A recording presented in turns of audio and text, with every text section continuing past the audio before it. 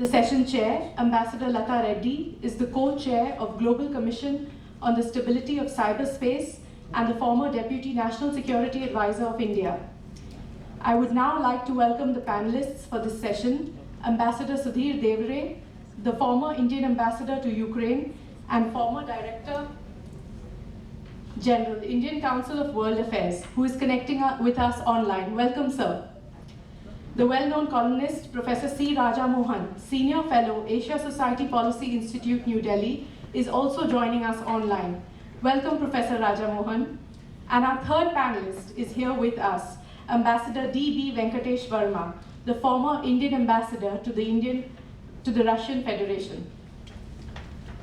I would now like to welcome Dr. Raghunath Mashelkar, President, Pune International Center, to kindly deliver his welcome address. Welcome, Dr. Mashelkar.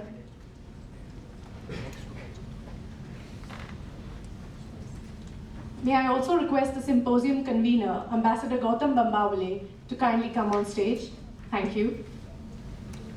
Good morning. Ambassador Gautam Bambawale, Ambassador Lata Reddy, Ambassador Verma, distinguished panelists for joining us online, distinguished session chairs, speakers, participants. I wish to extend a very warm welcome, very hearty welcome to you all. Ours is this day-long symposium on the Ukrainian crisis, challenges to India's foreign policy.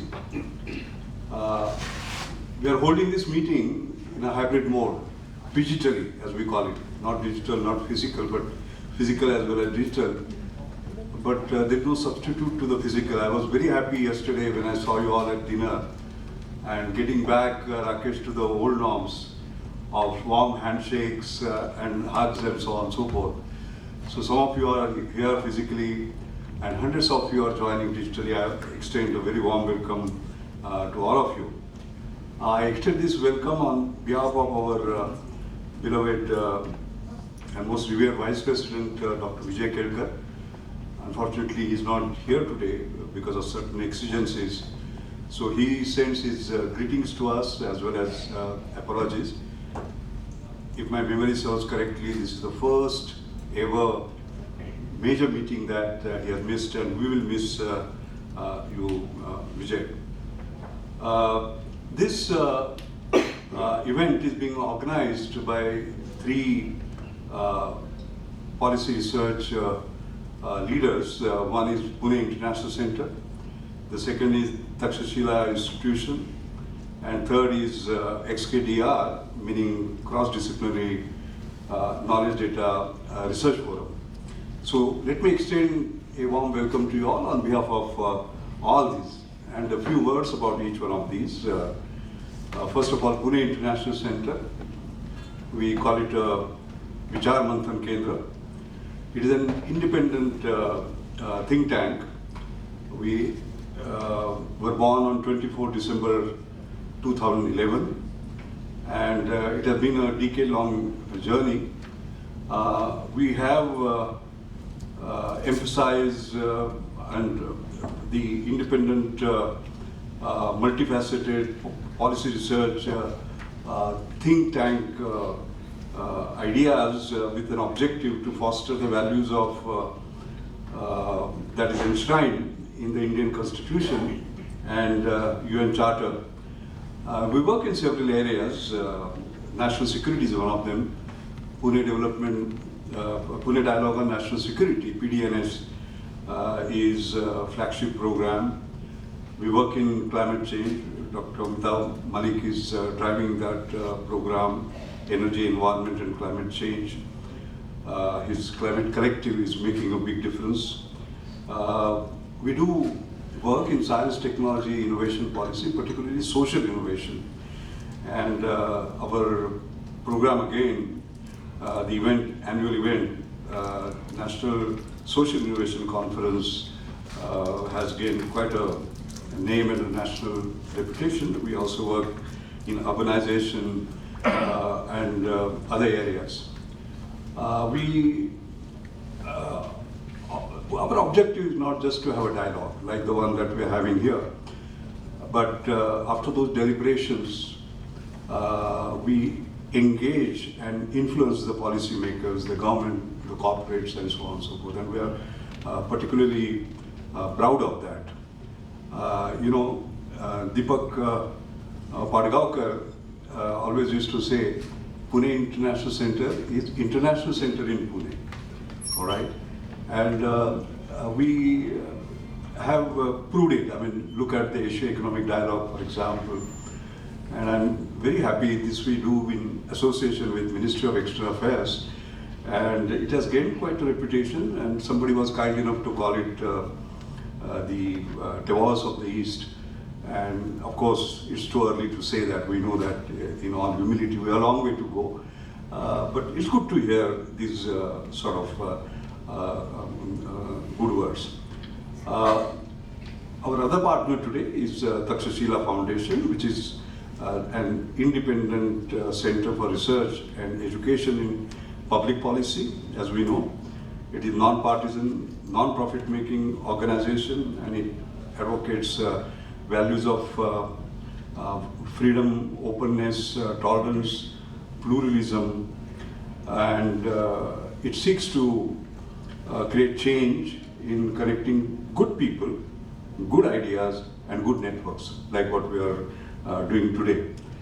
And it produces independent policy research and in various areas of governance, promotes civic leaders through their online education programs, and engages in public discourse through its publications and digital media. So that is our second partner. And the third is, of course, XKDR Forum, that is the cross-disciplinary knowledge data research forum. It synthesizes knowledge and from diverse specialist fields, and from mid-1990s, Ajay Shah and Susan Thomas, both of whom are present here, they have been engaged in quantitative and policy-oriented research. They carry out very wide array of conversations and collaborations with intellectuals, not only from the academic world, but from outside. And they were telling me that their endeavor is to build a new organization that would be unique in terms of creativity, insights, and impact. I had a couple of hours of discussion yesterday with Ajay Shah and Susan Thomas. It was really exhilarating. And I think your intent to create the kind of organization that you're making, you are already there. I'm very proud that you are a part of us. A few words about the symposium. I'm just going to be sitting here and listening. I'm a common man as far as this is concerned. But one can see the enormous tragedy that the world has witnessed. It has imposed enormous costs, not only to the Ukraine people, but to the rest of the world. It is creating unemployment, slow growth, rising poverty. And even in all these crises, whether it is COVID, Ukraine, or whatever, the poor get the most hit. And that is the case here also. We have major implications of this to the vulnerables, both in the developed and developing world, and these trade restrictions, then ban on export of grains, then supply chain disruptions, sanctions. They are creating real challenges for global economy and therefore its recovery. It's interesting, I was just talking to General Mehta, it is in Europe, for example, where all of us were working on climate change, rapid action, and so on and so forth, and it has got pushed backwards, as you can see, because Europe is forced to go back to coal for their survival. But on the other hand, I was talking to Anil Kakodkar, who champions nuclear energy, as you know, And his words were, there I, Rusai, in a sense, many of these countries now, like Netherlands, UK, Japan, etc., are going back to nuclear energy. As far as India is concerned, also we have seen that on one hand we have rise of inflation because of commodity price rise. On the other hand, we are importing more oil from Russia, and also we are supplying new products to Russia. So I think there is this very interesting balance. The last point I want to make is that, and I speak for a common man, and I'm a common man in this, the Western world calls this an invasion. Russia calls it a special military operation. So I, as a common man, gets confused. In a way, this has been an information war. The information that we are receiving from the Western sources, and we don't get inputs from Russian sources. And this is where I think it's most important morning. Because we have here gathering of possibly the best brains in India, the best minds in India, whether it is foreign policy, defense, economics, technology, strategic affairs, etc. So we are very much hoping that you will give us insights, because we all see what everyone sees, but you think of what no one thinks, and that is the insight basically we need. And the last point I'd like to make is that these are 21st century new problems. They can't be solved by old methods. Like I had tweeted while publicizing our event, that you can't cut and paste the 20th century solutions for solving the 21st century problems. And in fact, Einstein had put it very nicely, by the way. Being a scientist, I must quote a scientist. He had said that we cannot solve problems with the same thinking we used when the problems were created, as a matter of fact. So I'm very much hoping that in today's deliberations, we'll get new insights into the analysis of what has happened, but also, most importantly, the future, because that is where all of us are going to spend the rest of our life. So I wish you great deliberations, intellectually stimulating, and I welcome all of you on behalf of all three organizations which are sort of organizing this very, very important thing. So thank you very much and welcome again. Thank you.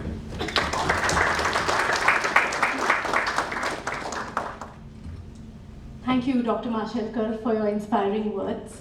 We are now ready to begin our first session on politics and diplomacy. Over to you, Ambassador Reddy. I've been given the somewhat onerous task of starting the first session of the day, but I must say it's a great honor to be here. I'd like to thank Dr. Mashelkar for the warm welcome, and also ask him to convey my warmest regards to Dr. Telkar, with whom I had the privilege of working in the Ministry of Commerce.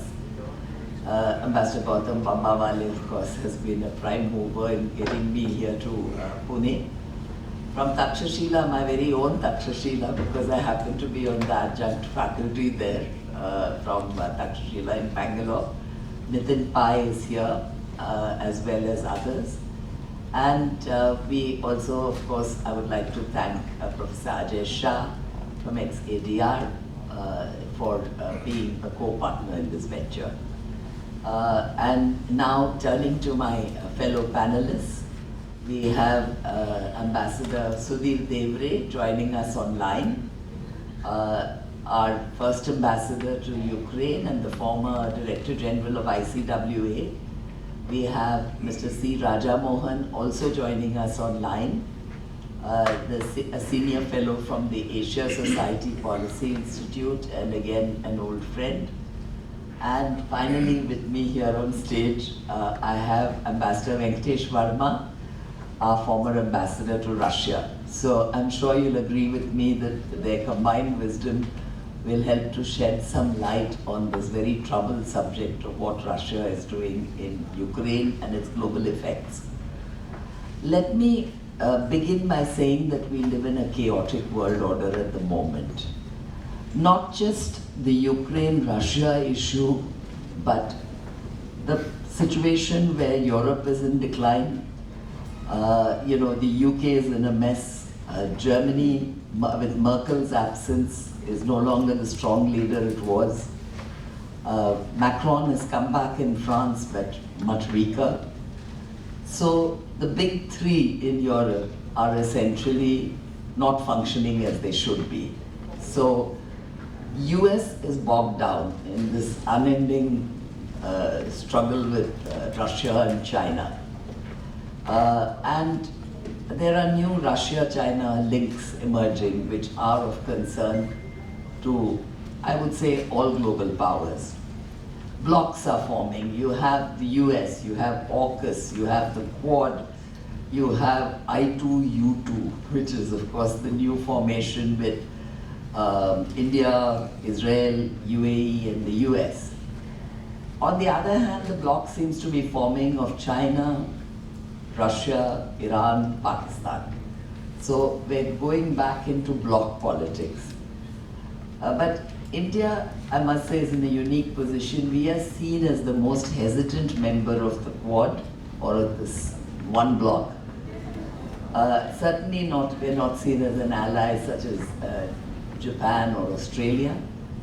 Is India a global swing state? Or is it genuinely seeking strategic autonomy, is the question that many people put to us. India has its own security compulsions. Whether it comes to China, whether it comes to Pakistan, whether it comes to Russia.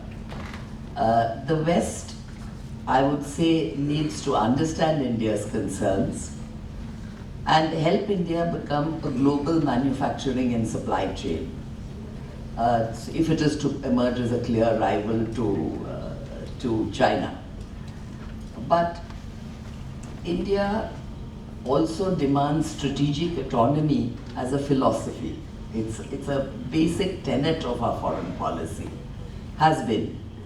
In present days, the government wants flexibility in decision making, but tends to be far more inward looking than the old ideas of strategic autonomy, and very much a self-interested policy.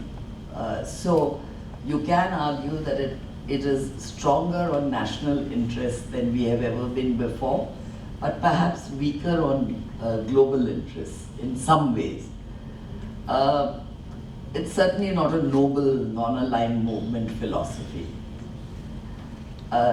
India does want support versus China, but does not want to get sucked into a US-China strategic rivalry. India does not want its relationship with Russia to be subordinated to US or Western interests.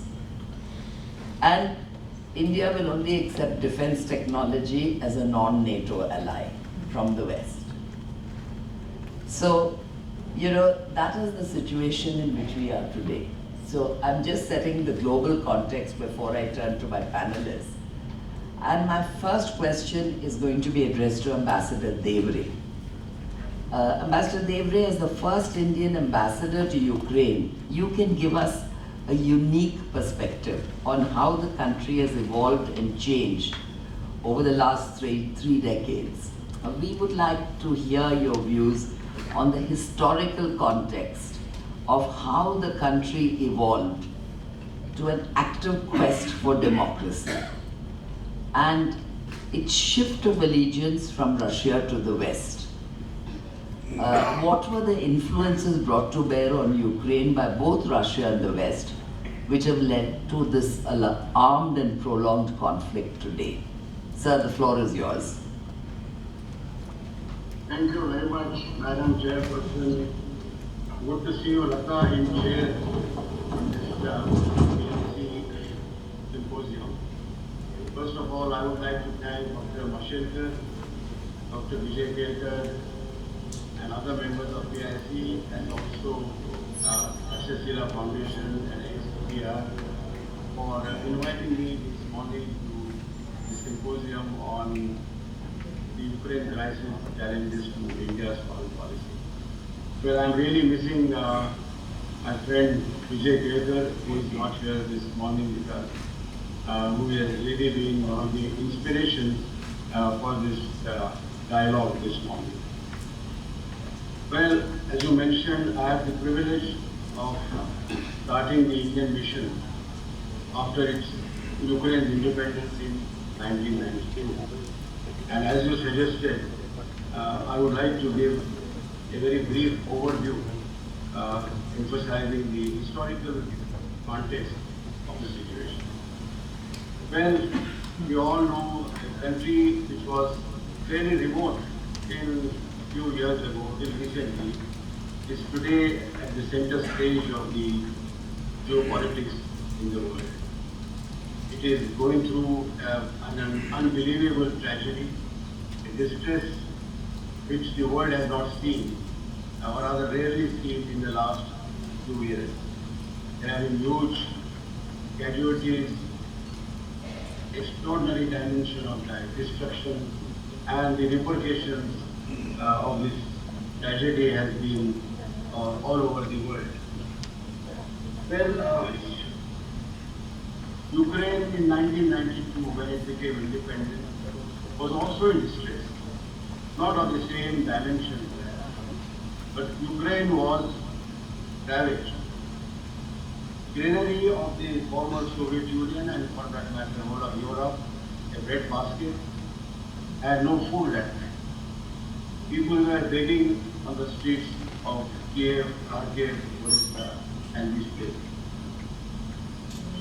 And they were really blaming Russia. The resentment against Russia even then was palpable. The Chernobyl had happened only a few years ago, and the shadow of Chernobyl was moving all over Ukraine when I went there. There were thousands of children who were suffering from the effects of radiation. And the Ukrainians had never forgiven the Russians for what happened at Chernobyl that time.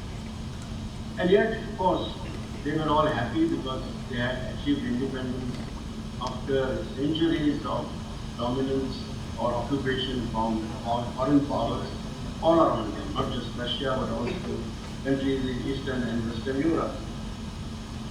They were all the time stressing or emphasizing their identity, their distinctiveness rising out of the diversity of Ukraine, diversity in the ethnic field, linguistic, cultural, and so on.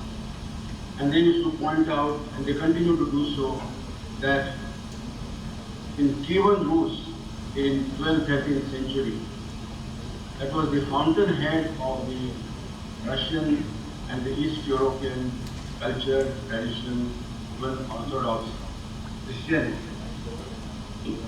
So I think what the Ukrainians are stressing today and what the Russians continue to reject is the basic tenet that Ukraine is a country of its own character, its own distinctiveness, and this is where the Russians and the Ukrainians' basic differences still exist. When we remember seeing President Putin on TV saying that Ukraine is not an independent state, it was created by Russia and so on. So I think this is the basic difference between the two countries. A highly industrialized and agriculturally rich country like Ukraine, when it decided along with a few countries of the former Soviet Union, starting with Baltic states and Belarus to recede or to break away from the Soviet Union, there was no possibility that Soviet Union could sustain. And Yeltsin therefore depended a lot on President Kravchuk of Ukraine. Now, coming out of this centralized system of the Soviet Union, Ukraine somehow managed to remain, I would say, fairly democratic. Of course, there are lots of flaws in their democracy. Their constitution has been amended a few times. They have not been able to really have institution building in Ukraine, which is the sustenance of any democracy. And yet, it is a parliamentary presidential form of government all along since 1992. And Ukraine has been able to hold regular elections every few years. They have had so far 6 presidents in the last 30 years' time.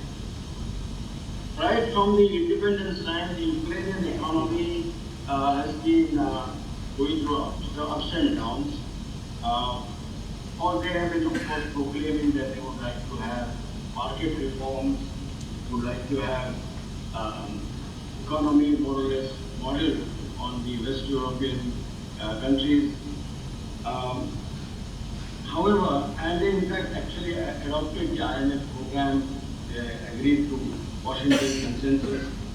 All along, I remember in my time too, they were seeking Western economic assistance, which came in bits and pieces, not sufficiently large.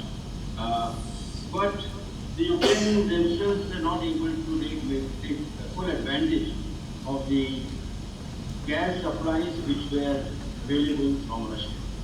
Since the gas pipelines to support the construction of the Nord Stream 1 and 2, they went through Ukraine, and more or less free gas was available to Ukraine, but Ukrainians were not able to really compete in terms of quality of their products, and therefore Ukraine economy could not really move as was expected at the time it became independent.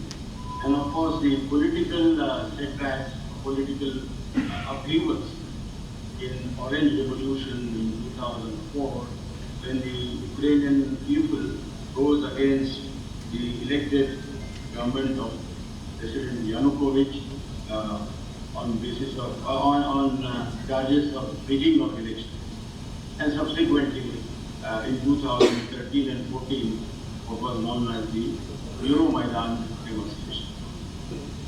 We have to remember that throughout these 30 years, the Ukrainians, the people and the government have preferred integration with European Union and not reintegration with Eurasia. I think that is the crux of this conflict. And in 2013 and 14, when demonstrations took place in Kiev and in other cities over the European Union proposal to have a free trade agreement with Ukraine, which was not acceptable to Russia, and that crisis finally led to violent demonstrations in Kiev, and with the casualties numbering nearly 100, and the president of Ukraine, Yanukovych, finally fled to Russia. That was the turning point in the economic history of Ukraine in the last 30 years, and also politically. Because after that, the Russian-Ukrainian antagonism reached a new level, and it has continued since that time. Another one issue which I would like to briefly mention was the Budapest Memorandum of 1994, under which Ukraine had, after initial hesitation, agreed to dismantle a large number of warheads, nuclear warheads, rockets, strategic bombers, which it had inherited after the disintegration of the Soviet Union. And remember, the numbers were really huge. That time, Ukraine had more nuclear warheads than UK, France, and China combined. But Budapest Agreement also assured Ukrainians that there will be kind of security guarantees security assurances, and there will be no threat or use of force against Ukraine's territorial integrity or sovereignty. In 2014, when Russia took over or annexed, whatever we may say, Crimea, this point was brought up, and the Russians were asked why security assurances were not honored. The Russians had told the Ukrainians and the Western countries that the assurances were for legitimate government and not for a government which had come up through a coup d'etat. So this is a kind of relationship which has existed between Russia and Ukraine for all the 30 years of their Ukraine's independence. Relations have not really stabilized. Russia looks like clearly from what actions it has taken doesn't want Ukraine, the most committed constituent of former Soviet Union, to go into the ambit of the Western countries, US, NATO, as well as European countries, the EU countries. And Russia and the West, Russia says that it is really the Western effort to peel away Ukraine from the present status and bring it to the Western fold. That has been the effort all along by the Western countries, which has caused this very difficult and very unfortunate situation between the two states. Today, vaporization of food, energy, and trade by one side, and the exercise of economic sanctions by the other. I think that has now come to be the main instruments the two sides in this proxy war are employing. Now, how long they will really be able to have their effect is doubtful, because after nearly 5 months, neither the sanctions nor this weaponization of food and fuel have really brought these two states closer to whatever their objectives are. And there is therefore no clear sight as to when this war can end. Even the ceasefire can come into being. So now, whether these two countries and their supporters, or Ukraine supporters in the West, will be at some stage, sooner than later, come to believe that a stop to this is required for the interest of both. Because, as George just now mentioned by Dr. Mashelkar, on the climate change issue also, increasingly with the stoppage of gas to Europe, they may have to go back to coal. I think the whole discussions about climate change are about to fall back. Russia is selling oil and gas, but increasingly their markets will also be it.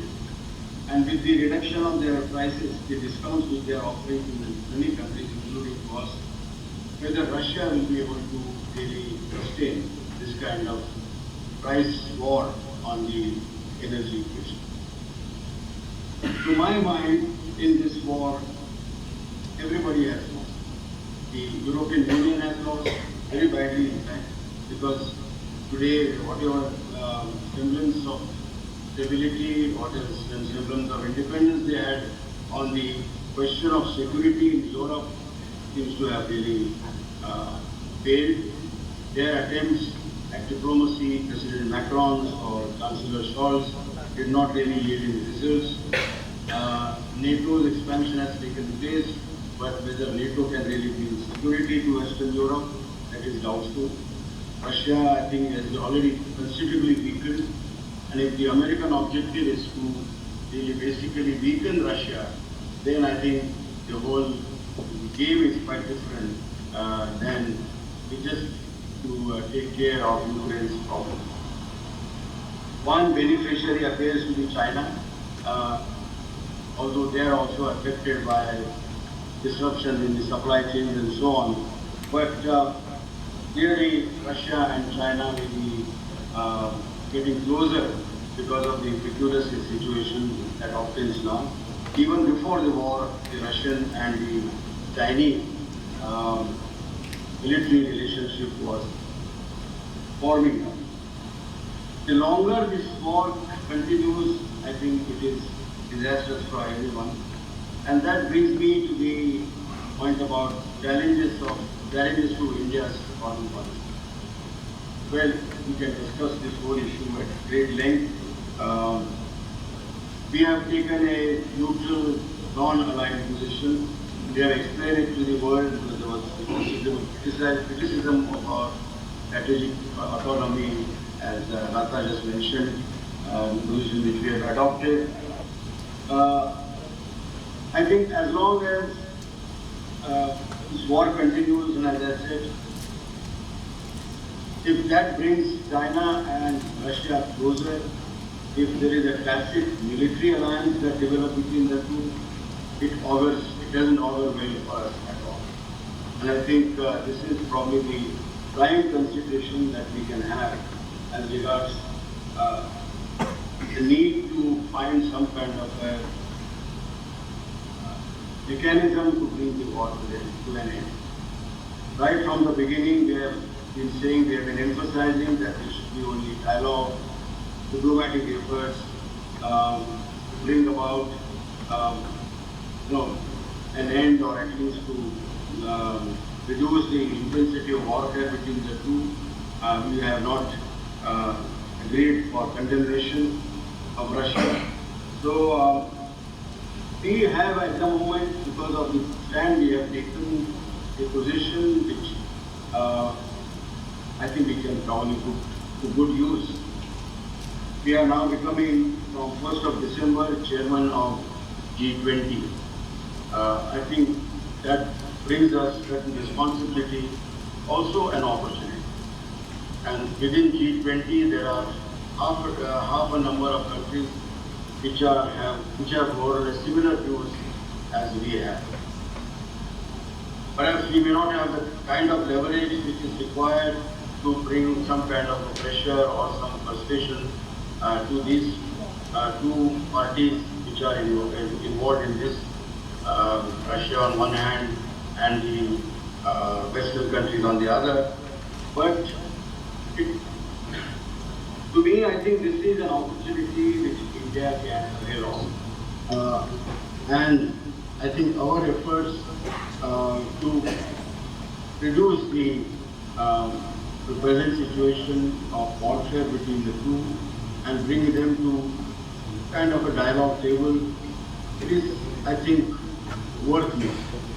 Even if we do not succeed, I think the very fact that India, and along with India, the other countries of the G20 made efforts is something which is very essential, because G20 as a very important group today can only be successful if there is understanding, there is some peace among them. Otherwise, this whole exercise will bring it to a knot, come to a knot. So for India, I think this is a major challenge. Our economy, our even security, everything is really affected by this. And I'm sure in the course of the symposium today, all these aspects will be gone into in detail.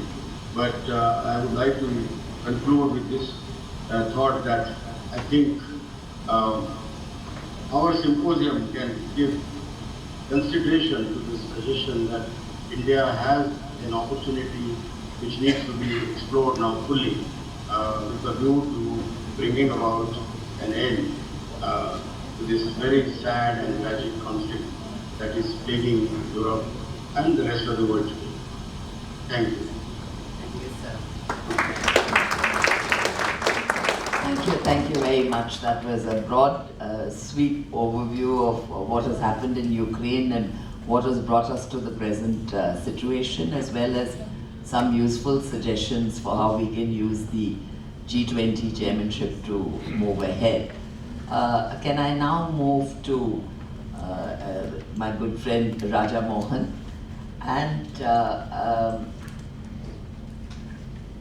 I think, Raja, we've discussed this before. There seems to be a real disconnect between the public discourse in India on the Russian invasion of Ukraine and the very carefully crafted approach of our government. Why is there this disconnect? How has India managed to avoid the immense pressure from the US and from Europe and negotiate a somewhat, for want of a better word, I would say ambivalent policy? And can this maneuvering by India continue? Will there be a point where India will be forced to take a stand? And could you also examine the positions taken by us in the UN bodies and their impact on our image? I think we'd love to hear your views on this. And if I may request the panelists to please keep their comments to about 10 minutes so that we would have adequate time for interaction with the audience later. Thank you. Thank you, Lata.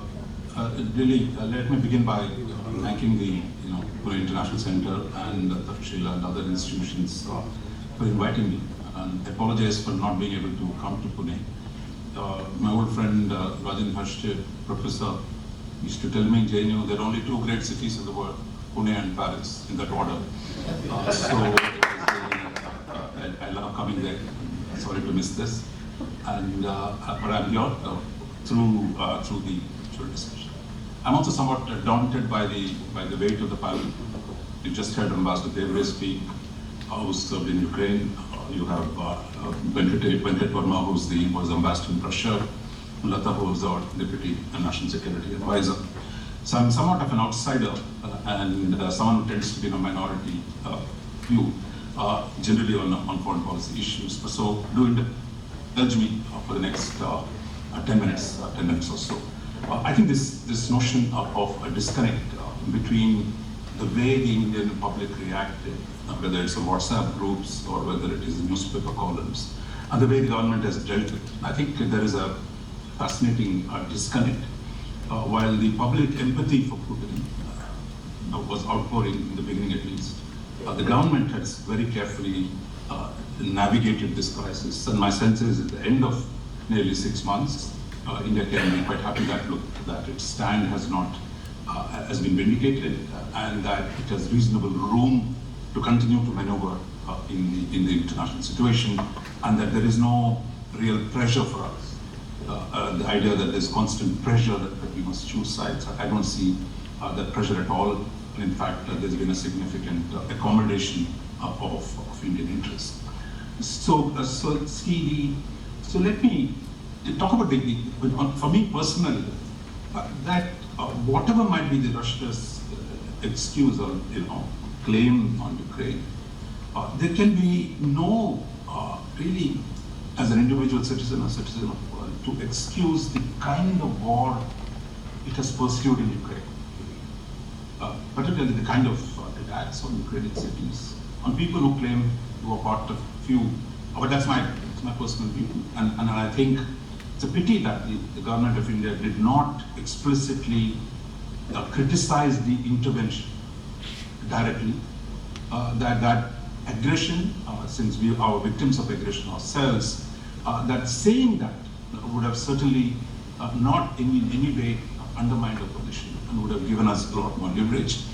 You have countries like Turkey, a whole lot of other countries who criticize Russian intervention, but also engaged in diplomacy between Russia and Ukraine and of the kind that Ambassador Devre should be doing. But it's quite interesting that but the governments are of course not paid to be sentimental or moralistic. They're paid to take care of interests of India. All the rest of it, how they justify it, is really secondary.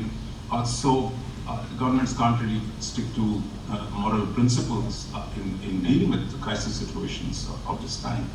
But there is an interesting ambivalence which Lata talked about. A long tradition of ambivalence on Russia's use of force.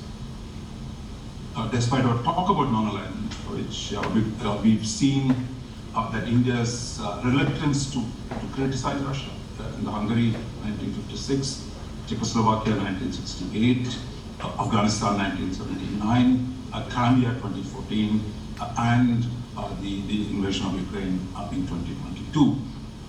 So the difference, of course, this time is that unlike in the past, the Parliament in all those previous cases, except in 2014, in 56, 68, and 79, there was a significant debate within the Parliament questioning the government's position of its reluctance to criticize the Soviet Union in the past. But really now, there's very little debate. The government has total freedom of action at how it navigates. So I think they're not really under any pressure to either justify or explain what they're doing. As long as the policy is successful, I suspect they don't really need to do very much more than what they've done.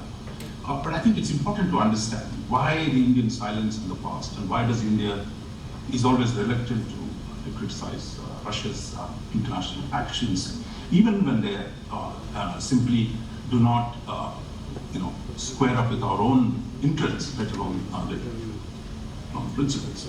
So I would say it is 4 or 5 broad reasons why India's not just the government, but also the people see Russia, how they see Russia. That the interwar period, if you go back to the interwar period, when Indian nationalism was being formed, the formation of the Soviet Union and the Soviet support to anti-colonial struggles of India had a profound impact on the emerging Indian nationalism. Therefore, for India, there was always a distinction between the Soviet Union and the Western powers, which were imperial, out of which India was campaigning against, battling against towards the first half of the 20th century. After independence, the way the Cold War played out, Russian support for India on Kashmir was critical. Therefore, you are not going to antagonize your friends, even if they do bad things. So there was a reasonable case that given Russia's support on Kashmir, that India chose to pull its punches on a number of times. Then you had the 1971 treaty, which established a solid strategic partnership to deal with the US, China, Pakistan nexus that was emerging and the Bangladesh war. So there was a context for that. And over the last 4 decades, we've seen India's deep reliance on Russian weapons, that our military is deeply tied to Russian weapons. And today, at a time when you're locked in a conflict with China, that reliance becomes quite critical. And then there is the strategic nuclear cooperation. I don't know if Venkat can speak about it, but I doubt, because there's too much of what we saw in the last 20 years, the Russian support for India on its space program, on its nuclear submarine program, and on its SSBN program. So there is a deep nuclear cooperation, which is most of it is behind the curtain. So I think there are solid historic reasons why India does not criticize. So I don't need to justify this in the name of strategic autonomy or in the name of some higher principle that we have interests with Russia, and protecting those interests with Russia is a primary imperative by which we have dealt with. But the governments have this Indian silence on Russian intervention, Russian invasion of Ukraine, have made it clear it is not an endorsement of Russian actions. And that in the UN, towards the later resolutions at least, India emphasized territorial integrity and sovereignty, and that issue has been highlighted later. So silence does not mean endorsement. So for us, the inconveniences that Russia's actions produce, Ambassador Devray talked about it, and that's a reality. But we don't have control. I mean, you can do diplomacy, but as a realist, I would say India has no control over the actions of Russia. Russia is making choices on its historic interests, on its calculations by the president, and the West is doing its own calculations. And we don't have to buy into the propaganda. After all, truth is the first casualty in any war. We don't have to buy into the propaganda of either. But the important fact for the conduct of Indian diplomacy and foreign policy, we don't have control over their actions. What we can do and what we must do is to protect our own interests in this situation, and to understand the profound consequences of the war in Ukraine is going to produce in European geopolitics, as well as the global relationship between the major nuclear powers and what it does to the international system. I think that is going to be a real challenge. But as we have gotten away with what we've said, I mean, the criticism is largely from think tankers and columnists in the West. The governments have made it quite clear they understand where India is coming from. The US National Security Advisor has been on record saying that US is in a long game with India. So they're not going to simply abandon the ties with India just because India is silent on Russian invasion. But for me, the real issue is this, that one of the tragedies of our understanding of Russia, I think the time has come for us to go beyond Russia as our BFF, the best friend forever. That might be true. But I think as the collective, I mean, I'm not blaming the government, the diplomats, I mean, their job is to manage crisis and deal with the real situation on the ground. But as a collective, as a political class, as an intellectual class, we've lost a sensibility to Russian history, Russia's concerns, and not merely seeing Russia as a friend, therefore we must keep silent. So I think Russia is going through a great internal transition. And I think we need to think of Russia in the long term, and I think we've not invested enough in understanding Russia and Russia's history. But the previous 100 years, because of Russia was on the left, Russia was our friend, we rarely took a critical view. More interesting things recently that President Putin said about was his attack on Lenin, as an old leftist from JNU, that Lenin is like the ultimate god of the Soviet Union. But here is, why is Putin attacking Lenin? Because Lenin talked about the great Russian chauvinism, and that Russia needs to, Soviet Union needs to control the great Russian chauvinism, and to make sure that the present house of nationalities, the Russians, Russia was, that those nationalities must win sufficient freedom and the right to secede. And that was Lenin's thesis. And of course, Stalin undermined it in practice, but the fact is the original conception of Soviet Union, it was not just Russia, it was Soviet Union of various federations. But I think the tragedy, Russia has always had difficulty deciding whether it is an empire or a nation. It never settled on its borders. And Russia has problems, and I think what Putin has done is to go back to the historic view of Russia as a great civilization, reconstituting Ruski Mir of the Russian world, and of claiming historic boundaries on the basis of victimhood of what happened to Russia in the last 30 years. So I think this is an extraordinarily bold proposition. Whether it can achieve this or not is what we must focus on, not what the Foreign Office is saying today or tomorrow. And I think here we need to go back to understanding Russia and understanding Europe. For too long, I think India has viewed European geopolitics through the Russian eyes, because once again, because Russia was our best friend. So today, I think we also need to understand that the consequence of this, because what's happening in Germany, the tension between Poland and Germany, the Central Europeans, where they look at Russia is different from Germany and France look at. So I think we are in a fundamental rearranging of the European order, and the old simple divide that we had, East versus the West. NATO was bad, Warsaw Pact is good, Eastern Bloc was our friend, Western Bloc was our enemy. Those categories are no longer applied because India's own foreign policy has profoundly changed in the last years. Our engagement with Europe has increased, our engagement with Central Europe will take off. So this is a different moment at which India is in. And this requires, I think, for us to go back to the drawing board, to understand European history, to understand Russia's changing state character, and to be able to see that our empathy for Russia must remain, because Russia is a great civilization. Yet the tragedy that Putin might be inflicting on, we must not, as academics or outside, must reflect on it, because he's reversing his own legacy of raising the living standards of Russian people. And a potential victory by Putin in Ukraine will have serious costs. And the price for the potential loss will be even bigger. So therefore, for us, I think, if we're empathetic to Russia, we need to take a more deeper historical view of what Russia is doing and how we protect our own interests. And I think the government has done well so far. And I think we have a lot of room for action. I go with the positive outlook of Ambassador. I'll stop here.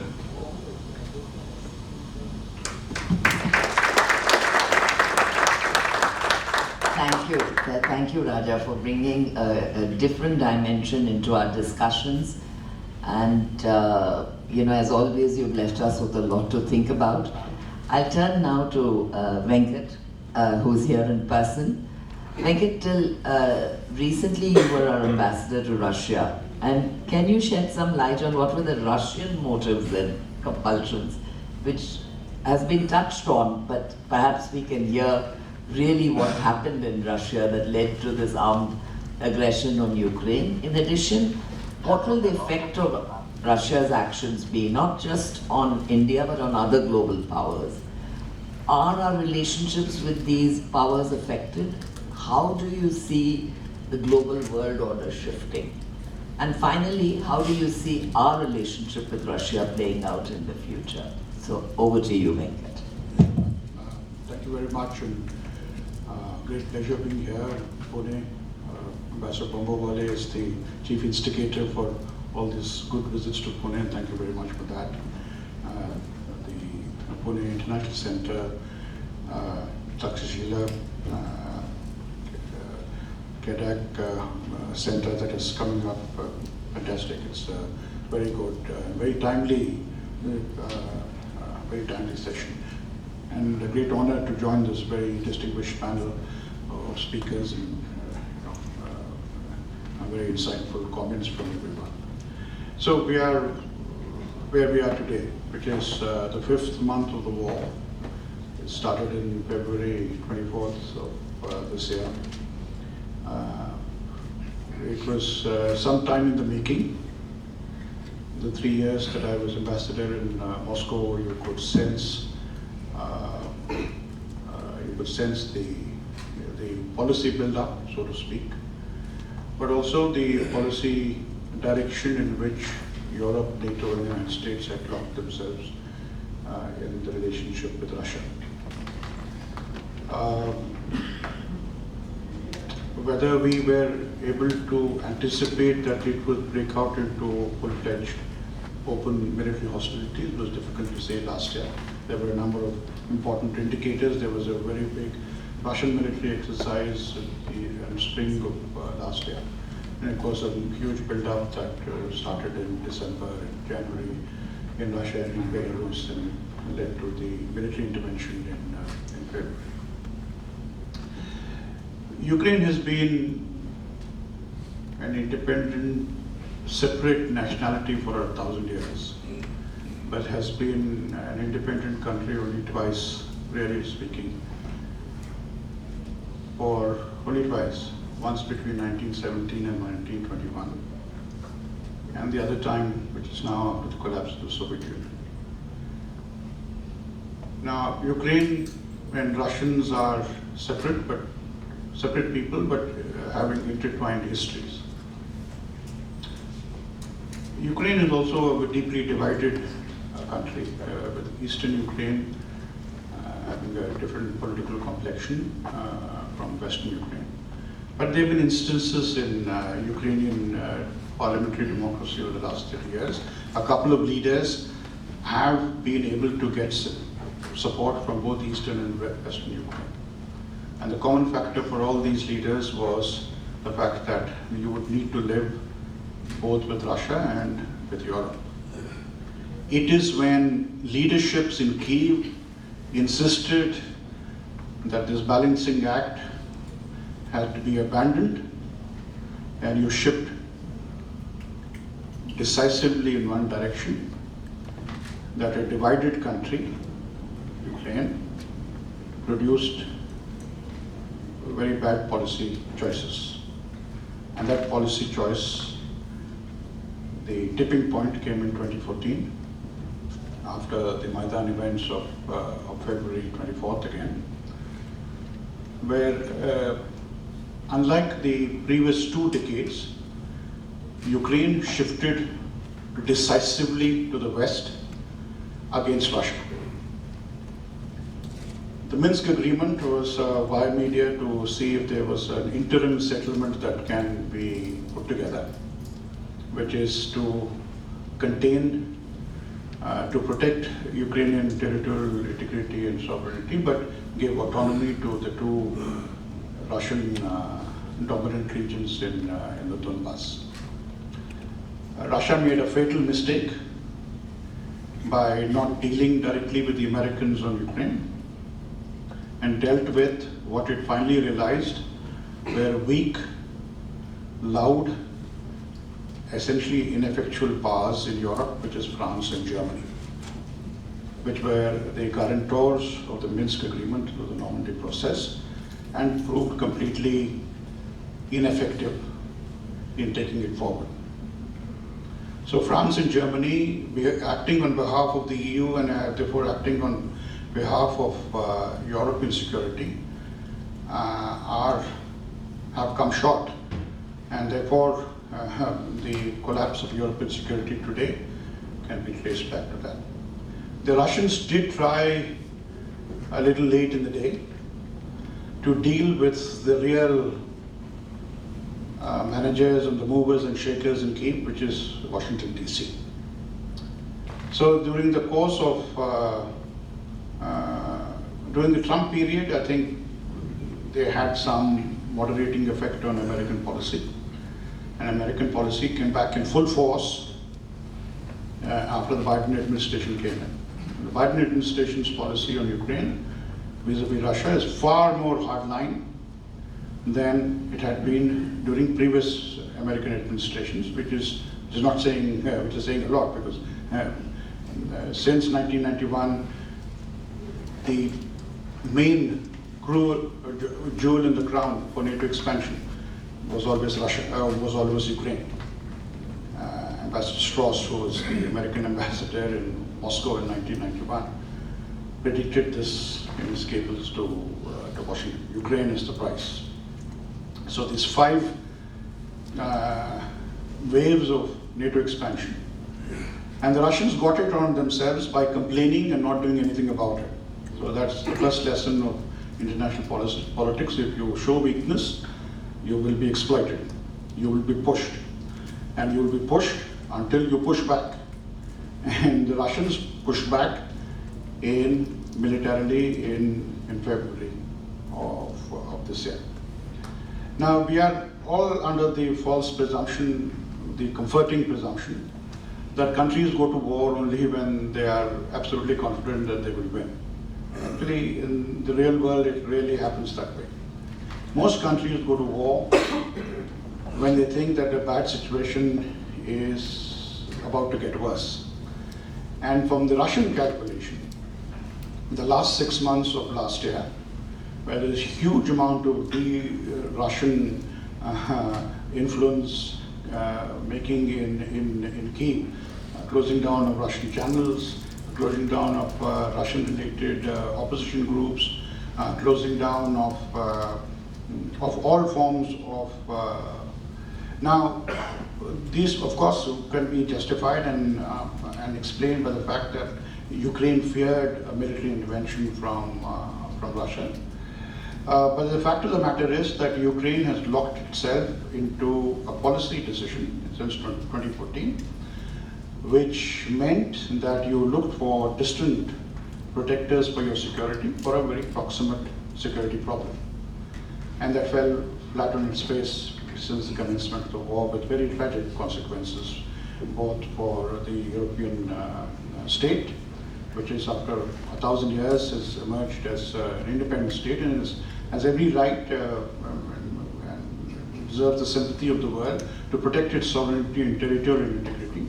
But sovereignty and territorial integrity is not a theoretical proposition. It is a practical proposition that you need to protect with good policy, good sensible policy, and the result of the policy should be the protection of sovereignty and territorial integrity, not an attack on it. So the Russian miscalculation, I think, also was to expect that Ukraine was a house of cards and would fall over. The Russian military intervention in the first phase of the war, which is the first 8 to 10 weeks, was a stalemate. But so was the Western economic sanctions campaign, also was a stalemate. That, the ruble didn't collapse, the capital accounts were stabilized. There were no economic disintegration in the Russian economic system did not happen, which would have an impact on the political calculus of decision making in the Kremlin. It didn't have an impact.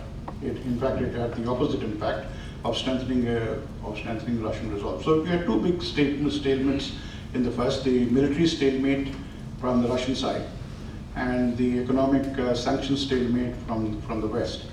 And the important thing is that Brussels and Washington used the Brahmastra right at the beginning, in the expectation that the thing would collapse. It didn't collapse. Russia is now locked into a temporary period of economic stability, but medium and long-term prognosis is very, very poor, very, very negative. Because Russia, having accommodated itself into and engaged itself with the global international system, is now critically dependent for its, even for the civil economy, leave alone the defense sector. Now, we've been through the first phase. The second phase, I think the Russians prevailed a little more better in the military sphere. They have occupied the 100% of Lugansk, 60% of Donetsk. Now they have started the third phase of the campaign. The majority of the Ukrainian armed forces, which were trained by NATO countries prior to the commencement of the war, have been badly hit.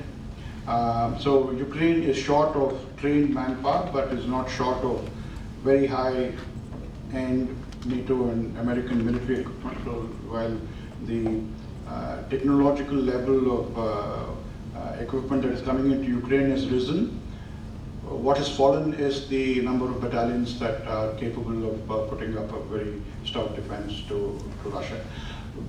When will peace come about? Peace will come about, or a peace settlement will be attempted when either side thinks that a military victory of the sort that it is anticipating will not happen.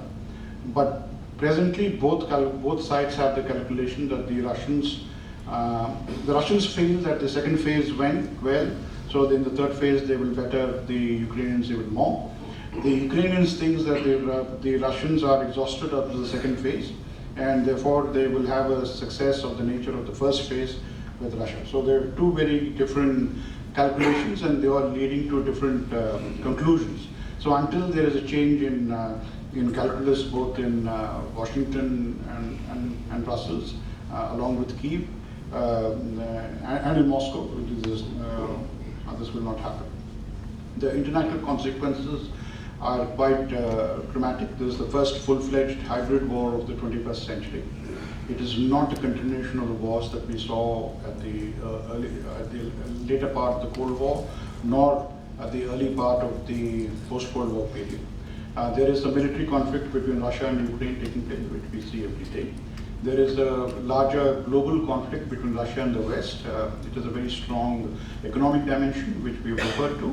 There is also an issue of cyber warfare. I think both sides are conducting cyber warfare against each other, which is linked into electronic warfare as part of a larger information warfare.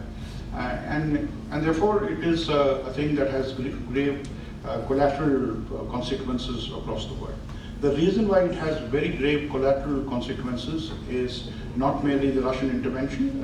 In fact, Russia has rather very specific military aims in Ukraine. Russia is not wanting to spread the war. But the consequences of dealing with the military intervention, which is the economic sanctions, the cutting off of transportation links, the cutting off of trading, banking links, shipping links, the partial diversion of energy resources, it's having a huge impact both on energy, on food, fertilizer, commodities, banking transactions, and things like that. My estimate is that Russia is temporarily stable for the next 6 months or so. So therefore, in the long term, Russian economy will go down. But much before that, the Ukrainian state will suffer, as it is now suffering now, a very devastating, destructive effects to its infrastructure, and its economy. Now, what does it say about the big power relationship? Well, it is a triangular relationship between Russia, United States and China. The United States and Russia are locked into a long-term, prolonged conflict. China is at the top of the triangle, and naturally it has been accorded by the mistakes that both the Americans and the Russians have done in terms of larger geostrategy, an advantage that the Chinese will of course exploit. And the exploitation comes from the fact that they have more room for maneuver as compared to any of the other two. Now, it is not just that. I think there has been a redoing of the alliances that the Americans have done. They have gone back in a very big measure into Europe, wanting to put in some amount of alliance discipline in NATO. Alliance discipline is holding at the political and the military level in terms of giving assistance to Ukraine, but in terms of the economic costs that are going to come up, Russia is banking on the fact that economic pain will create divisions within Europe, which will have an impact on the ability and the support they will give to Ukraine. So that is something. So we have, in comparison, a contest between the Russian ability to take pain and the European and the American ability to take pain in sort of different dimensions, and that will have, that will have an impact. India's challenges, of course, we are not happy at all with the turn of events at the global level. We've been careful in what we've said about the conflict. I think the government's position has been well considered, perceptive, and in the last 6 months, the events have turned out to be of a nature that the government's position has been vindicated. And why do I say that? And I don't think it is just explained by what we think of Russia. I think we have very strong relations with Russia, and our relations with Russia will continue for the foreseeable future for different reasons. But I think the conflict in Ukraine has been assessed not merely through the Russian prism. The Russian angle is important, but I think it is wrong to say that it is merely through the Russian prism, and our history of relations with Russia is what has dictated our thing. Fundamentally, and I speak for myself, is that it is based on an analysis that neither side has complete right on its side. Russia, of course, crossed a very major red line in sovereignty and territorial integrity of Ukraine. That's obvious. But that is not the only red line that has been crossed. You have to be careful in how you pursue interests, geopolitical interests of a nature, and the consequences are the real test of their efficacy. Not the assertion of the right, but the consequences that you take of actions to protect those rights, whether they actually reinforce sovereignty and territorial integrity. So going ahead, I think we've taken the right decision to stabilize now what will be a long-term impact on India-Russia relations. Defense is hugely critical. We will have a continuing relationship with Russia. Of course, we need to readjust and recalibrate, and the Make in India program for doing more in India to cut out our dependencies on supply chain relationships and spare parts and things like that is something that ought to be done, and I'm sure the government is doing it. But it also shows that big power rivalries sometimes lead to very, very messy periods of conflict, where we have to be careful in actually calculating the calculus of big power conflict. This I think is an important point, because we are all children of globalization. That our working lives have been dominated by what we've done in the last 30 years. The next 30 years will not be like the last 30 years. And I think we need to learn how to calculate big power, power. It's not an easy task. The United States is, of course, the largest military power in the world. It is the largest economy. But it's usable military power in terms of global geostrategy is under deep, deep stress, because the United States is now an deeply extended power. It is now got recommitted in Europe. It has a commitment in the Indo-Pacific, what we call the Indo-Pacific, which is very made very evident. But it still doesn't have the material resources to back it up. And it has a peer-level competitor in terms of China. And how this plays out is something that we need to work out. Now, the second point I wish to make is that in a contest between geopolitics and geoeconomics, unfortunately, geopolitics will work out. About all the economists in the room who we have all worshipped for the last 30 years, they have had the say, but they had the say when globalization and geoeconomics was on a stable basis of geopolitics. But when geopolitics foundation itself changes, so between a good economist and a bad general, unfortunately, the world is made safer for a bad general, not for a good economist. You know, those days are gone. And this rather mindless weaponization of global dependence, largely coming from the United States, is a fire that has started whose end we have not yet seen. It's a prairie fire, and it's eating into the vitals of global cooperation structures across the board.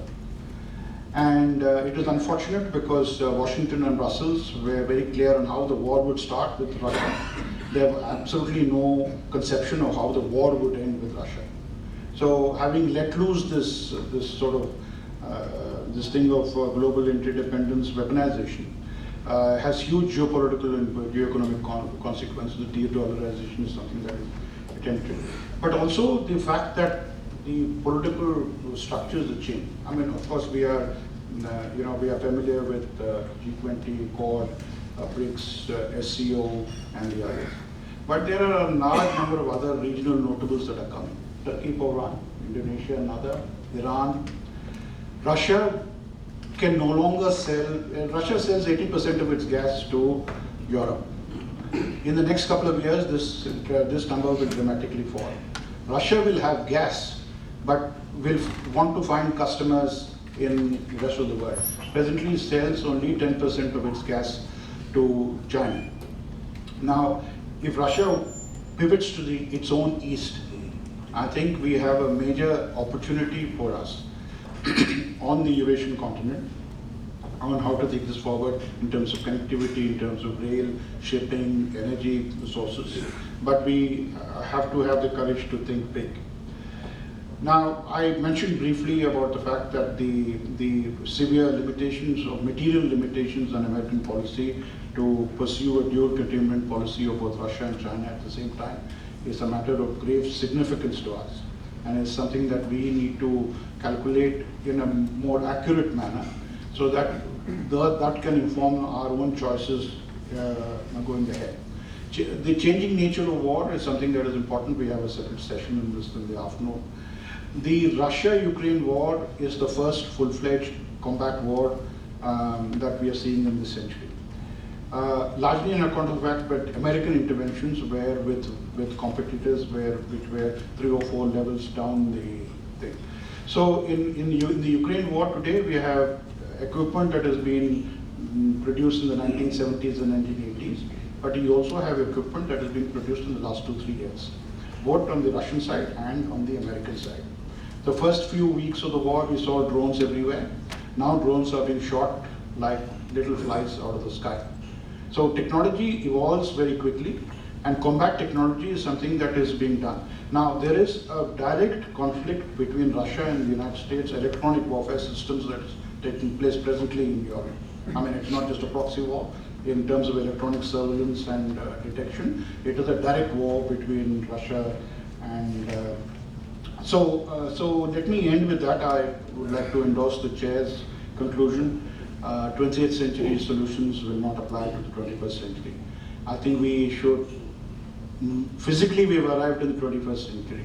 I think mentally we should now arrive in the 21st century and try to see, so I think to get to good solutions, I think a good description of the problem is the first step, and I'm sure this symposium would be a good step in doing good. Thank you. Thank you so much.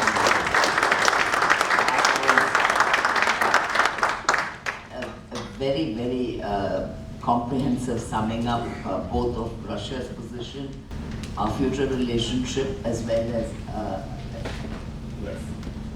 I think we have questions from the audience. So can we take that first, and then in the summing up, I'll ask for any final recommendations from our panelists. Shall I take a question from the floor first? I have a question there. I am Major General Mahajan from Center for Advanced Strategic Studies.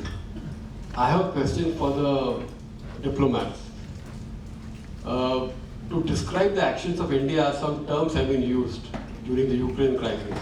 One is the 20th century term, that is non-alignment. The 21st century term is strategic autonomy. And the third term is policy of ambivalence. So I want to know, is there a difference between the three actions, or is it just semantics? Thank you. Devri, would you like to take that question? Three terms in some way overlapping, but I think not just semantics. Each one has, I think, certain nuance. Non-aligned rose during the time when Cold War started, and the situation of the developing countries, most of them became non-aligned countries.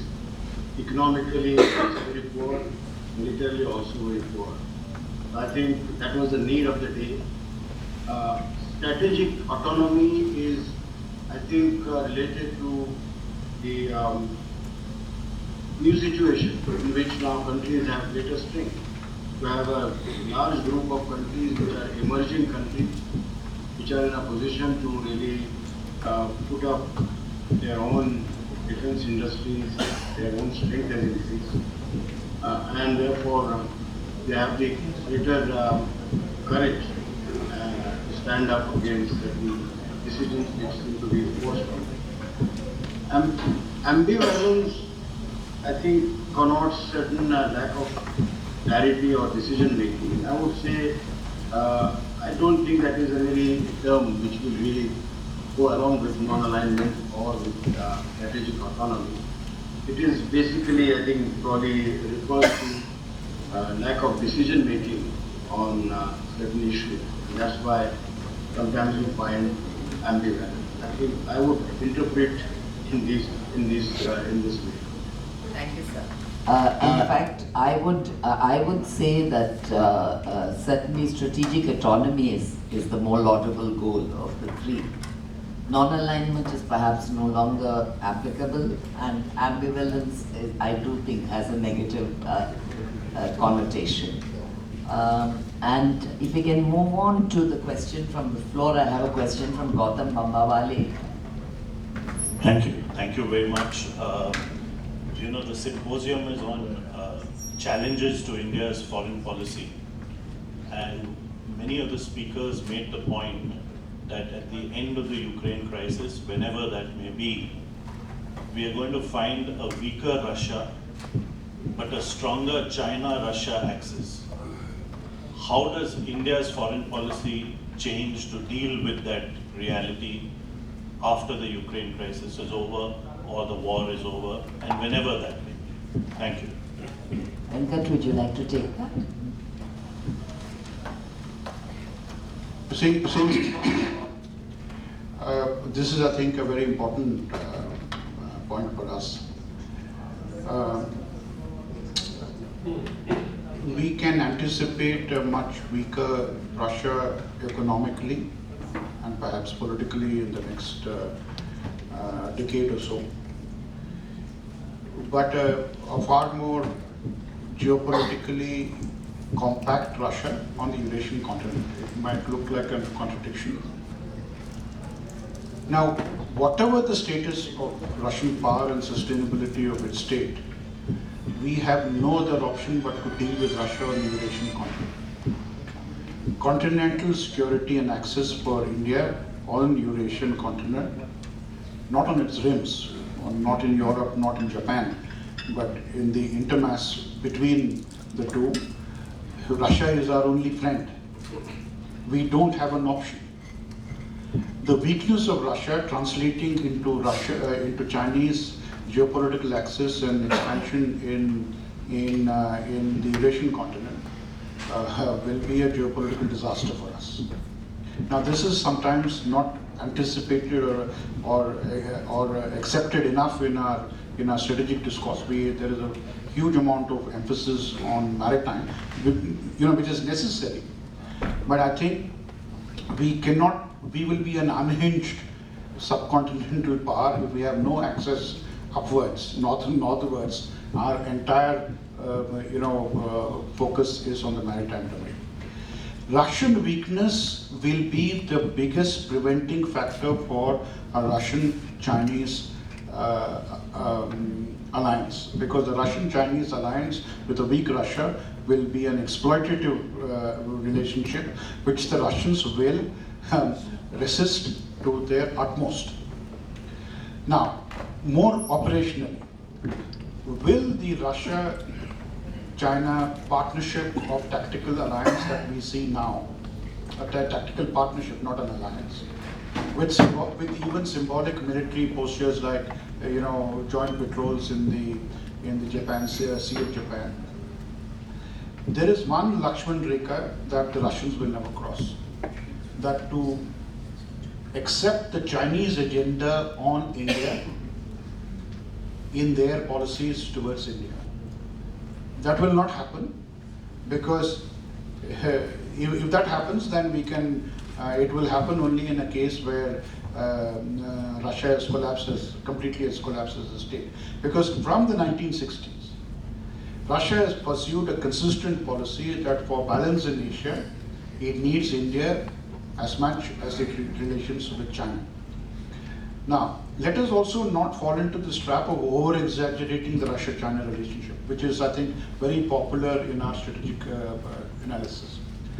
Russia's trade with China is $125 billion.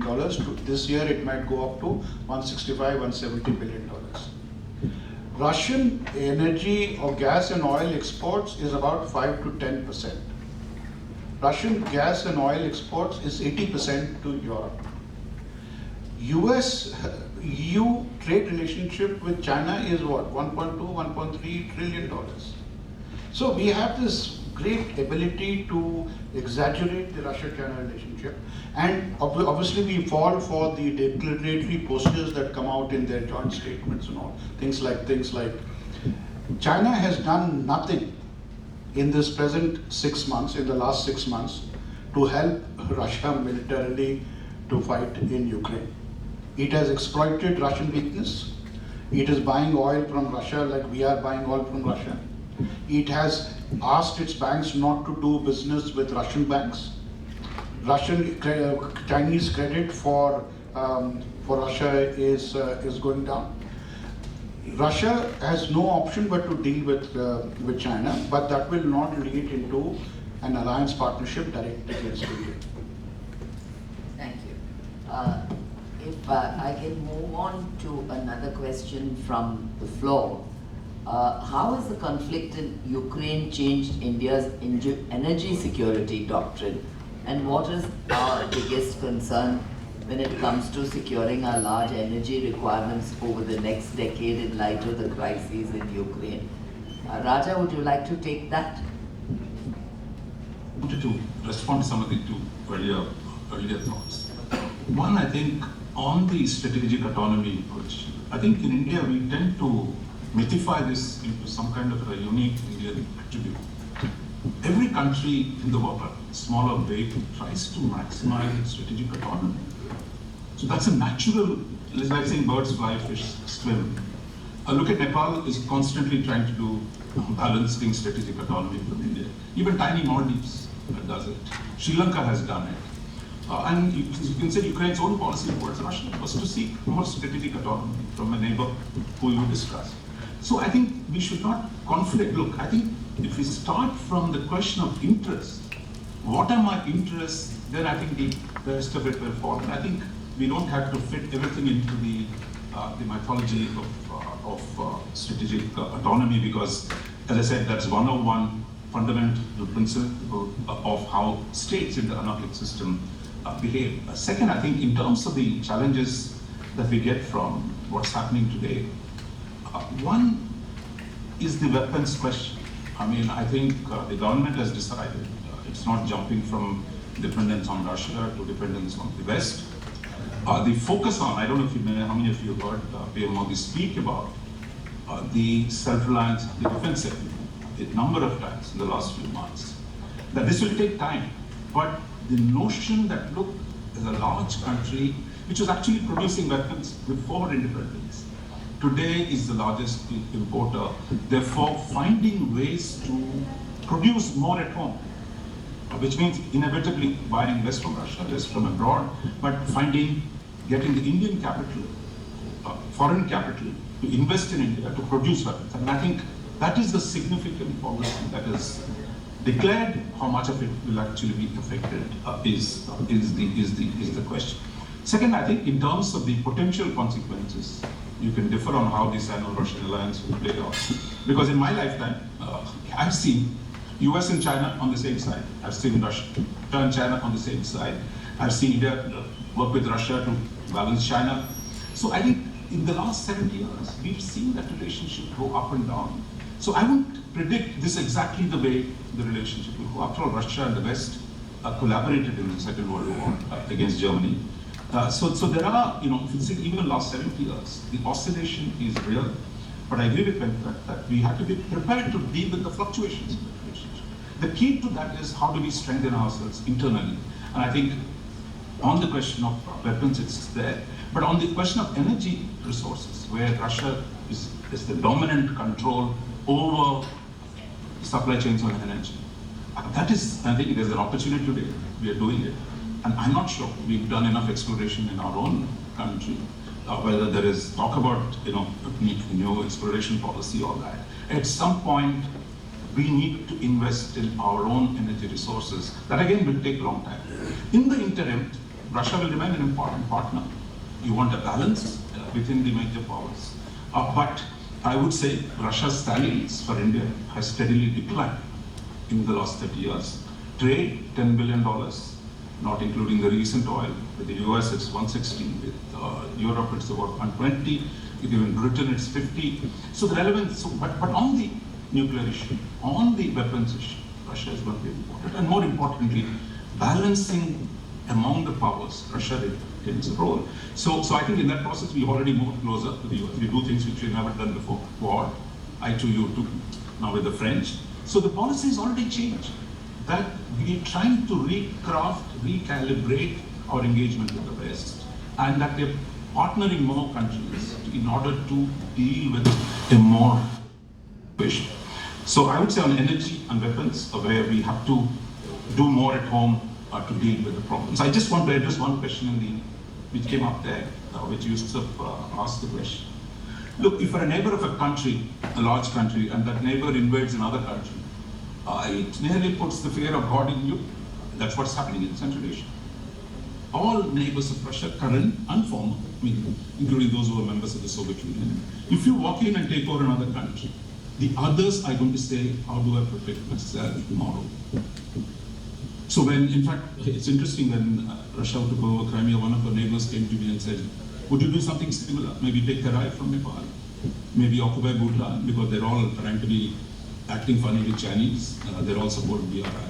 So I think that problem between a large country and a small country, I think for the small countries is avoid provocation, but for the large countries, the question is seduction, regime change, attraction. Those are the instruments, and not marching your troops into another country. I'll stop here, Lata. Sorry.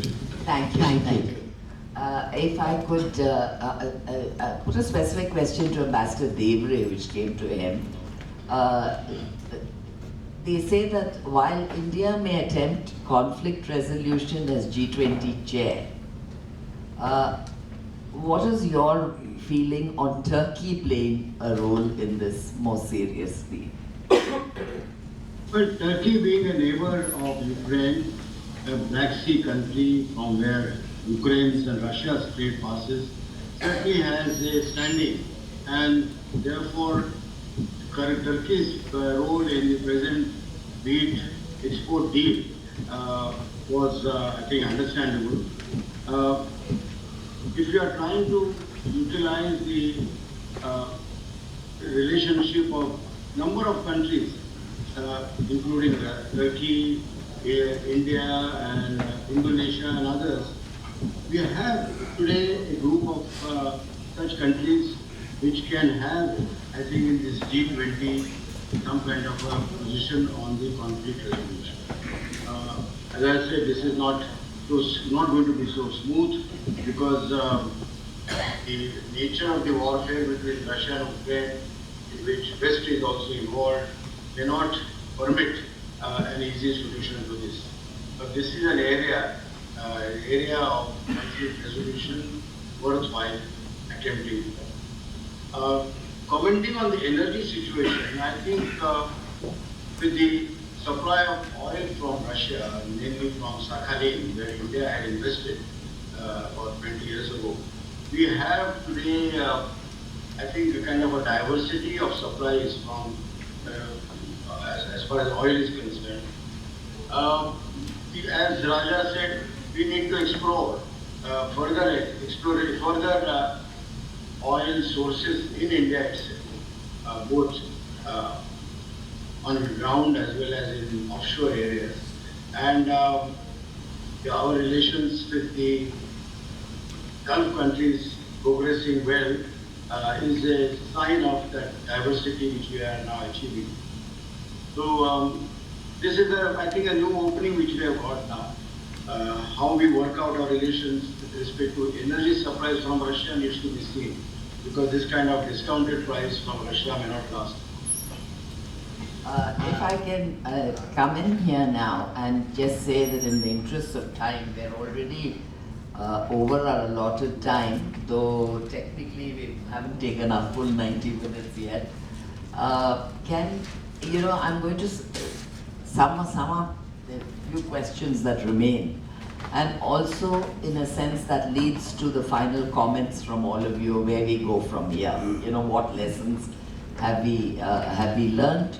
And is our foreign policy agile enough? Do we need to improve our diplomacy to deal with these challenges, which after all is the topic of our discussion? So I have 3 points here. One is, are we heading for a new Iron Curtain period? How will a multipolar world be split? How will it affect India's economic growth? And how will this crisis end? And what kind of world order we will need in the future so that such a crisis doesn't happen? And finally, the $64 million question. What is really to blame for the situation in which we find ourselves between Ukraine and Russia? NATO expansion or Putin's expansionist ambitions? So I'll stop with that and give each of you 1 minute, please, so that we try to finish as close to time as possible. So I'm going to reverse the order and go to Venkat first. 1 minute, Venkat. Right, ma'am. Here we go. This is an complex, unsafe, getting a less safer world. International restraints on use of force are decreasing, so use of force will become more and more prevalent. We need to re-establish our military deterrence relationship with China. In my view, that has somehow got dented in the last decade or so. And the Chinese are pushing us around, largely on account of the fact that they can push us around. Their calculation that they can push us around. Number one. Strengthening our national capabilities while keeping our ability to grow is absolutely critical. And this is our growth now depended on a model that was pre-tested in the globalization period. Our growth now will depend more and more on diplomacy, on having access to the 3 big engines of growth in the world, which is the United States, the European Union, and China.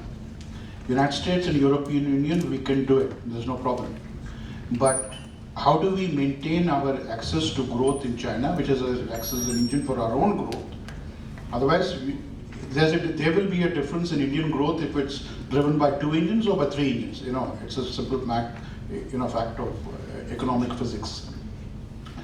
This leads us to the fact that we have to live with a China who's just been handed a geopolitical gold-plated platinum card by the other 2 powers by their strategic incompetence. We'll have to live with friendship, but also live with their strategic incompetence, which is a bonus for China. Now, therefore, strengthening our ability to produce, to grow, and to defend ourselves. And I think the first criteria is to re-establish military deterrence with China, and then keep open your doors for growth, because finally that is your best guarantee going in the next 20-30 years. Who is to blame? I think human frailty and legacy is an issue. There is no way Putin could have protected Russia by NATO coming into Ukraine. That is a complete non-starter. I mean, Putin has tried it, whether it succeed or not, the Russians themselves will be able to tell us. Strategic autonomy. In my view, strategic autonomy is not closing yourself to the outside world, to having as many productive relationships as possible. But on the issues of war and peace, only India will take decisions on what wars it will fight and what wars it will not fight. That is the meaning of strategic autonomy, the independence to think and act for yourself on the key issues of war and peace. Thank you, Venkat. Ambassador Devre, over to you. National interest, your own capabilities, economic as well as military, to take precedence over everything. I think unless we are in a position to resist too many pressures that are around us, we will not be able to really remain resilient and strong. So I think the lesson from this is interdependence is fine. We cannot do without globalization, but our own house has to be in order and we must do everything possible to strengthen. Secondly, I think we are now looking to a world which will be fairly unstable, particularly in Europe, in Southeast Asia, in Central Asia, and so on. How do we navigate it? Our national interest, I think, should be the main beacon, but in that, we like to have various coalitions, kind of coalitions we are developing, like whether it is Quad, in Indo-Pacific, various trade agreements, all that process, diplomatic process, will have to be enhanced. 3, blame game. But I don't think we can really apportion blame to anyone. Each country, each power does it as per their own interest, and we need not get into that. Our main focus should be how to protect our own interests, and we have sufficient strength to do so. Greater awareness among the people at large. What Raja was saying, that what the government does and what the people at large do, there has to be some kind of consonance. So therefore, this particular case, there was no question of people sort of, agreeing entirely with what government did and vice versa. I think we should try to increasingly develop on those lines. Thank you. Thank you, sir. Raja, over to you. Thank you. There is no limit to human stupidity or ignorance. The greater the men, the greater the mistakes they make. So I think we should not operate on the assumption that other leaders are going to be wise and are going to make judgments on the basis of rationality. That doesn't exist. 2, motivations are really for the historians to decide at some point they'll do that. But what matters to us are the consequences. That when you get into a war, the consequence of the war have huge effects on both the state, which is the states that are involved in the war, whether they wanted it or not. Wars, we used to say in international politics, produce fundamental change in international relations, in the balance of power, in the redistribution of the global order. So my sense is what Putin has started in Ukraine has the potential to fundamentally restructure the European order, certainly, and as well as the global order. Third, on the economic globalization, we've already moved away from the 1991 to, until recently, the model of open globalization, to one, trying to distance ourselves from China, negotiating FTAs with our so-called strategic partners. Most of them are in the West or UAE and those kind of countries. So the adaptation, that the emphasis on Atmanirbhar, that we're going to produce more at home and not simply open your market to the others, that process is already there. The challenge will be in the weapons side, because it's a long-term process. There, I think the vulnerabilities in the near term, while you shift to domestic production, how you deal with China. I think this is where I agree with Venkat, that enhancing deterrence vis-a-vis China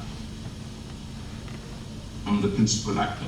Because what is China learning from it? China did exactly that. Walked into Ladakh after violating 30 years of agreements. Therefore, dealing with that requires actually, one, strengthening your immediate capabilities, creating partnerships and alliances and coalitions in which you can put some pressure on China. But that's exactly, I think, what we are doing. And my sense is, longer term, if you look at India's possibilities, it took us 70 years to add $3 trillion to the Indian economy. Even with all the headwinds that the world is producing today, it will take you 10 years to produce the next 3 trillion. So I think we must begin to see that India is in a much better position today in the international system than it has ever been. The stronger you are, the larger entity in an international system has greater capacity to change the system. So I think I would call for optimism, self-assurance in navigating this. And I think the government in the last few months has shown that we can make maneuvers without having to abandon any of the traditional principles. So that's where I would stop. Thank you very much. I'm not even going to try to sum up, because the plethora of ideas we've heard. But may I ask you all to join me in giving our panelists a warm round of applause.